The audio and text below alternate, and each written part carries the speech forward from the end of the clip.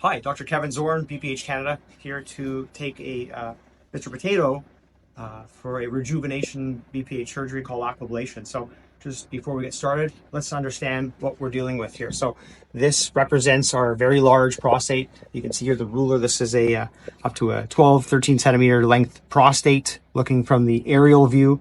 This is the gentleman's bladder. That's the muscular organ that fills with urine and then empties. And so with his big prostate, there's been some compensatory thickening, an Arnold Schwarzenegger bladder.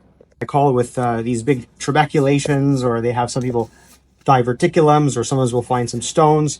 These are some of the unfortunate endpoints of unmanaged obstructive prostates leading to not emptying the bladder. So this is the anatomy. You can see the base of the prostate. There's the midsection and then the apex.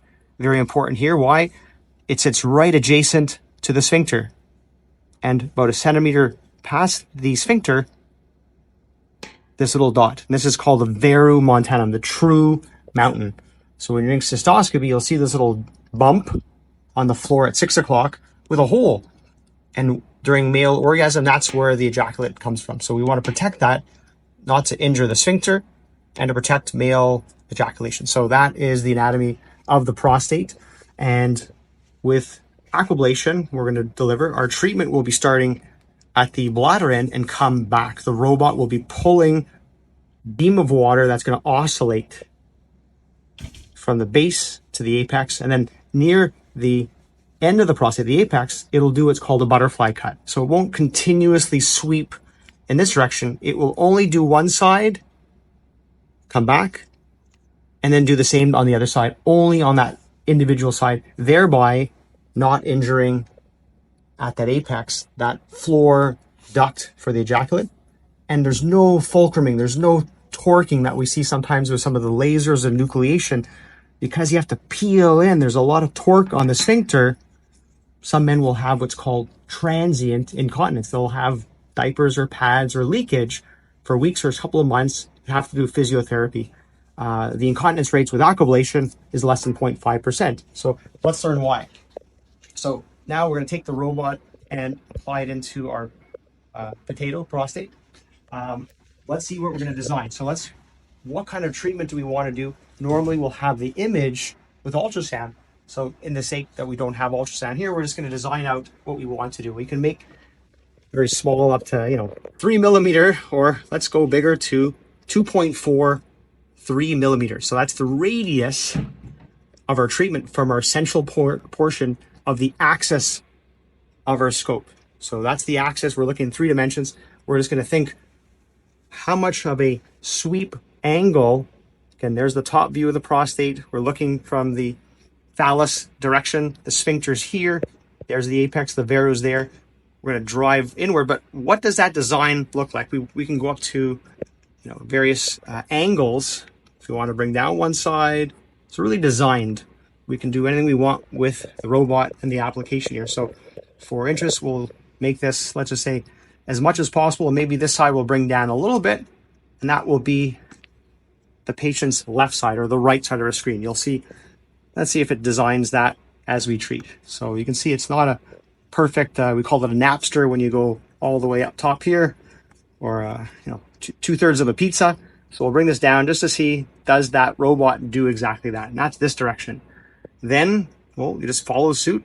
As long as you can click the next button, this system will take you through the same motion. So now we would get a view like this, a sagittal view. And this, we're going to design how long we can treat the prostate. So on ultrasound, we would see our metal sheath. We'll follow the line here, and you'll see a ruler pop up. And it goes up to 7 centimeters. So we can treat anything for up to 7 centimeters in about 5 minutes. So now we'll hit next, and we will press the pedal. We'd see where the jet is and align that. So for interest here, we're going to go from, let's say, 6 centimeters. We're going to start to a depth of here, 2 centimeters. We'll taper it down. We'll bring it up a bit, and we'll come to the tip of our scope, which will be right at the end of the potato. And then AI kicks in. So let me bring this down a bit more, or let's bring this one up a bit higher. And we'll pick our 4 points next. AI, boom, designs out what it believes to be is the best butterfly cut. What that length is before the edge. Again, our vera montana is probably about here. This protects that and the sphincter, which is going to be out here. Our bladder neck, and we can design based on where the muscle fibers are, whether we want to make it a little wider.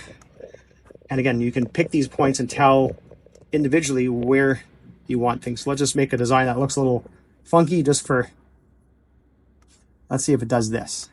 Normally it won't look like that. It'll be more of a horseshoe, but since we're trying to show you, the viewers, of how precise we can make things, we can do anything we want. So let's do that and make this more of a rectangle. There we go. So the zigzag pattern, this is looking this view. When we slice this in half, that's what we should see. Let's take this to the test. So here's now our handpiece. I'll bring back, again, tip of the scope. That's what's going to go into the bladder. There is our camera, so we can see on a screen what's happening. And our inner tube with a sapphire crystal, where the power jet will be coming out, is right there. So much we can see that there, right? That black little tip, it's tiny, but 8 to 10,000 PSIs, that's strong. So again, we're gonna simply bring our camera forward or backward, and we're gonna be placing this through the urethra, into the prostate, into the bladder. There we go. So now it's in place, and I'm gonna bring my camera, which should be at the end at 7 centimeters right there. So I'm gonna make sure that's wedged in. So now that I'm fully back, the tip of the camera is 7. And if you look where my hand is on that screen, that's the last cut. So that's where we should see that design when we slice the Mr. Potato at the end of the case. So bring our potato into a secure, safe position over here and wedge it into our glassware, and then we'll secure this arm. So we have these really cool arms. Let go. It's locked into the bed. So patient's asleep. There's no movement. We want no surprises during the case. Shift this over. And once we grab the handle lock, it will position, and let go is magnetically held. And then with these other buttons, we can switch the angle depending on how we want to design things. So I'm happy here. I'll make sure the rest is secure. And I think we're good to go. So our camera's in place. We're at the end.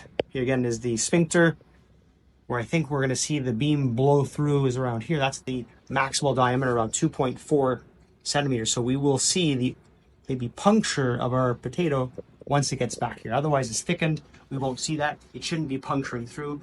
So sometimes people ask, is this so strong, will it hurt the other structures, the rectum or others? We'll see. Well, certainly down below, it probably will, because I wanted to do that and I want to show you how precise it's going to do. And with ultrasound, we would see that. So let's go ahead and fire and make this design in 5 minutes. So again, treating up to 7 centimeters, which with other types of technologies, half an hour, maybe an hour. We're going to do this in 5 minutes. So good thing for the patient. So with all that in place, now we're going to bring ourselves to the next step. And it's going to tell us a warning, safety. Are you sure you want to do this? Yes, we'll hold the plus button. And you can hear the robots in place. And again, I'm simply going to press a pedal, and here we go. So, not much action here. During the case, we would see what's happening on the screen. But just, you can see here, it's not puncturing through. We're probably at this level here. And it's simply going to rotate. We designed it around 200, 220 degrees. And at the same time, there's not a buildup of fluid. Normally there's water going in, and it's going to be coming out through this exit port with all that little particulate. So we don't have to dig out tissue at the end of the case. It's made into small fragments that's being suctioned to the edge of the robot. So real time, what are we seeing? We're seeing on ultrasound normally what's happening, where exactly the beam of water is hitting. And again, it's rotating and moving back.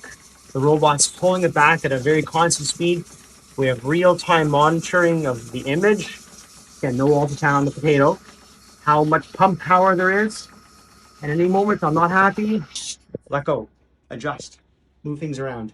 Let's go ahead and continue. And at any point, if I want to lower the power, I'm able to press this plus and minus button to make those minor adjustments. So if we're thinking we're too deep or too much, we can be attentive. So again, there is still human surgeon implication in the surgery. And then normally these kind of prostates, especially coming this size, we may do 3 passes. And after which we'll switch into a small loop, remove any fluffy tissue, cauterize blood vessels, and keep a catheter for a few days with a balloon to press. What's great, this has evolved so much. We've done the Water 1 and Water 2 trials back in 2016, where we used only traction, a balloon, no cautery. There were some issues, perhaps with a little more bleeding, transfusion rates 1% in the smaller prostates, up to 4.5%, 5% in the larger prostates. We're using something called a continuous traction device. Now, these cautery and our transfusion rates are under 0.3%. So, like anything else, I think with evolution, when you look at the Da Vinci robot, when we first started doing those surgeries back in Germany, with Dr. Manny Men, an 8-hour surgery. Now, an hour, hour and a half. So to me, this is kind of like iPhone 2, iPhone 3. This is the second generation. There's now a newest generation called the Hydros, which now has integrating AI. So again, we're coming back. I suspect shortly we're going to see it puncture through where that purple line is. Again, it doesn't seem like much. You can see if you were outside the prostate, we're not hammering through, we're not injuring other organs. There's no heat. It's quick. And as me as a surgeon, I could be my first day on the job or my last day of my year retirement, we're going to be able to do the same treatment no matter where you are on the planet. So it kind of equitizes, it democratizes the experience for the patient so that every patient gets the same outcomes regardless of who the surgeon is or where you are in the world. I think that's really important as we move forward, and sometimes we're limited in OR time and what have you. Well, guess what? We can do more cases because we can do these cases with any size prostate in about an hour. Back when I did green lights, it'd be 2 hours, or sometimes the deviation times 2.5, 3 hours. So I think that's important, especially for patients who risk of bleeding. We want to get them on and off the table.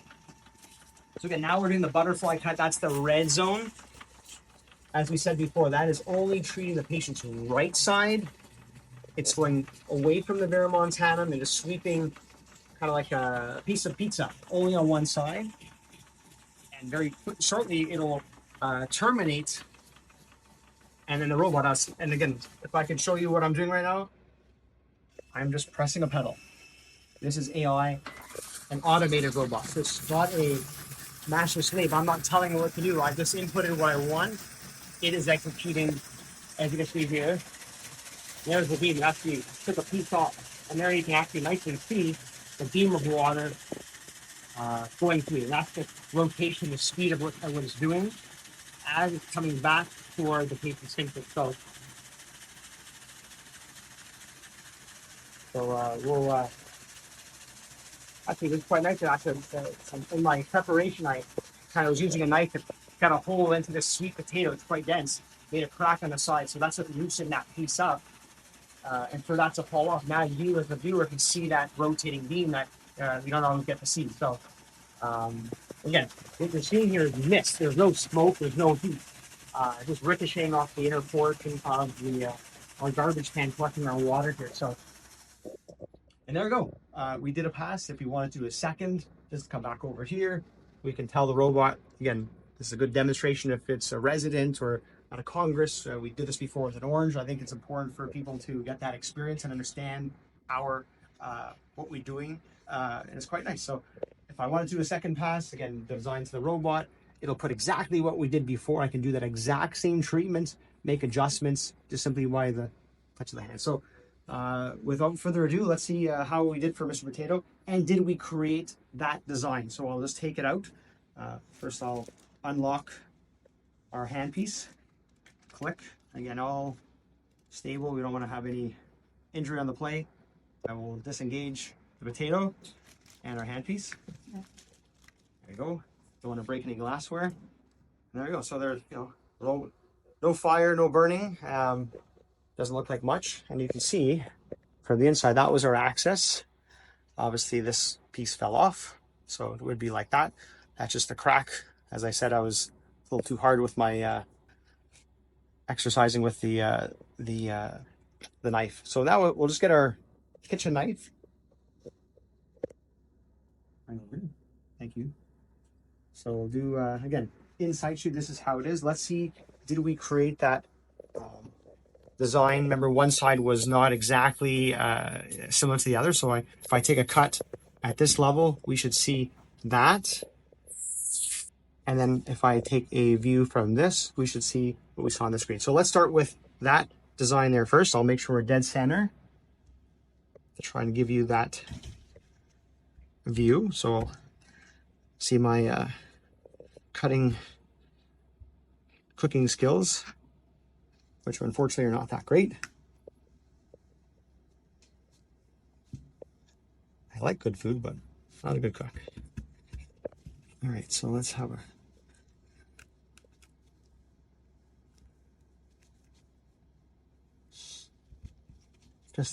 get this right down the center. Make sure that it represents what we saw. Again, very dense, so maybe compared to the potato, will this do as well as or let's say a stromal prostate versus some of the glandular fluffy ones. So let's see. The back. I think that's pretty good. Now that I do it dead on, let's go ahead and get it in the center. But there you can see at least the waves that we created. So let's, again, in situ, bring over to here. And again, hammering it through. So again, that's our length of 7 centimeters. Gonna bring this over here. So there's our, exactly 7 centimeters from the tip is where we got started. There's our device that was placed at the top beam. And you can see what we wanted to design. Should flip this over. This is the view, I guess from this side. I kind of took this and pulled it off and flipped it for you. So it's kind of the mirror image of what we're seeing here. But you can see that we started with a initial up, down, up, and here you can see anything up, down, up. And then this is our butterfly where the verumontanum would be right here. It's our apex, untouched. So the verumontanum would be happily right here. Patient has 90% chance of maintaining ejaculation. And there's that sweeping, and we'll look and see what that looks like played in the end and the center. So 7 centimeter length, or in this case 6. And you can see that straight down right here. This is where it started, down. It came up, down, up. So again, deadly precise. Obviously, there's some shaggy parts, and if I clean this up, we'll obviously see more of what we see there. But I hope you as the viewer get the impression. Look how straight that was, straight down. And exactly, 4 millimeters over, it's heading up. There it is. Then it comes down. Again, just precise. That's really what we're trying to show. Now I'll split it in half and see if we got that rotation across. So I'll pair these guys up again and slice it this way. And technically, this should be around 4 centimeters around here. Let's see what that looks like. And a sweet potato. All right, how do we do there? So there's our, get my finger in here. We can see, remember it wasn't that napster we had on the patient's right side. Yeah, that's his left side. We had a little higher aim. So the angle, marker here, this is our center where the beam was, the scope, up, and the half circle to here. And we didn't bring it up. Remember, we wanted to do it up to this point, but we brought it down. And there's that straight line. So there it is. That's what we designed. And the idea, did it get to 2.5 centimeters? Well, look at that. From the top, 2.5, 2.4 centimeters from the top of where our beam was. So again, dead on, exact. Here, 2.2 millimeters, 2.2 centimeters. So there it is. So that's really what we're trying to show, is that this is all done. We create whatever design we want up to 2.4 centimeter radius, 5 minutes of treatment, and depending on how many sweeps we do, getting the patient on and off the OR table for their enlarged prostate in less than an hour. So to learn more about BPH and all the different therapies we have, including aquablation by Procept, come visit us at BPH Canada. And to learn more, to book an appointment, come visit us on the website or give our office a call to see how we can help out.